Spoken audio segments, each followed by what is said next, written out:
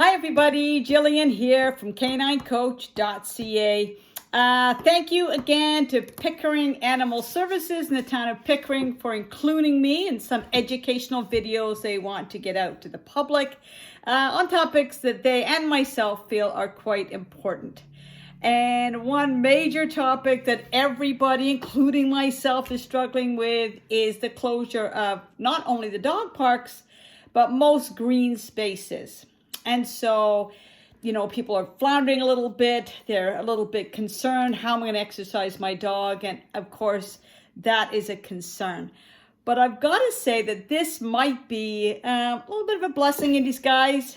This might be a way to have some bonding time with our dogs through, you guessed it, leash walking. Now, leash walking, I know a lot of you do it. I know that a lot of you drive to the dog park, get out, have a cup of coffee, and let your dog loose. But leash walking doesn't have to be going down, the same street to the same park, on the same sidewalk, at the same time of day, passing the same neighbors.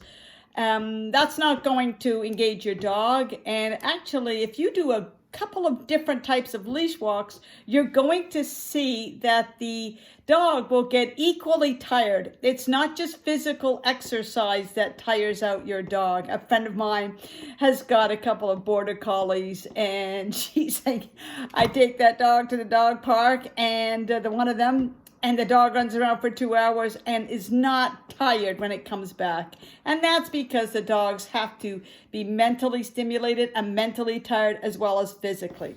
So how do we do that on dog walks? Well, you can do a few different types of dog walks. You can do a dog walk, and you can do a couple of types per day, actually. You can do a dog walk that's specifically for your dog, and I call that the meandering walk.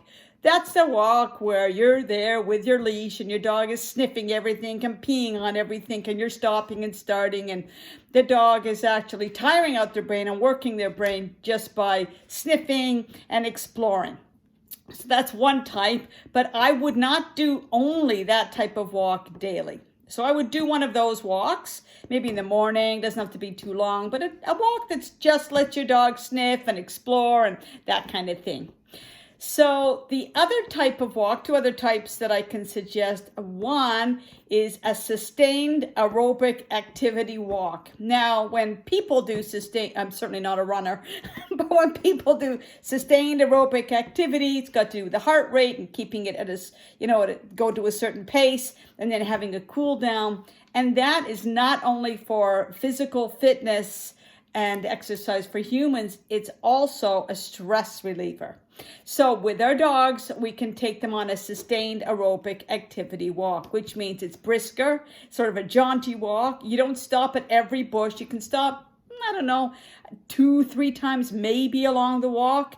You stop, you can let them have a little pee, a little sniff, and then off you go. It's quite brisk. You're not stopping all the time, and it's sustained, and it's aerobic, and it gets the heart rate up. It's sort of at quite a clip. And that is a really good walk to do where they don't stop and sniff and explore. Just away you go, brisk walk. That's another type of walk. And the last type of walk that I would really suggest to you is what I call a training walk. And this is when you take all those words that you've taught your dog, and hopefully you have taught them the basics, and you can do the basics always holding your leash. So you're on the sidewalk, you're holding the leash 100% of the time. You start walking, you have them walk beside you, you stop, you have them sit, you continue walking, you stop, you have them sit.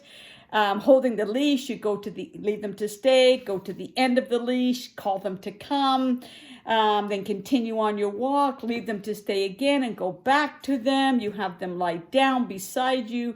You can release them from the down and continue on your walk. You can have them in a down. You can ask them to stay. You can come to the end of your leash and call them to come. All of those are activities that are done during your walk. And what this does is it really tires out your dog. You're combining physical exercise with mental exercise. And this is a great way to not only keep your training skills up, to keep you more engaged, and certainly to keep your dog more engaged. So while these dog parks are closed, and while all the open spaces are closed and we're not happy about it, we have to comply, and I think it's a good idea that we can comply. And then maybe after the parks are opened up, you can still do a training walk or a sustained aerobic activity walk to the park and back. So hopefully this all helps. Out we go. It's spring, great weather coming up. Thank you so much to City of Pickering and to Pickering Animal Services for including me. And thank you so much.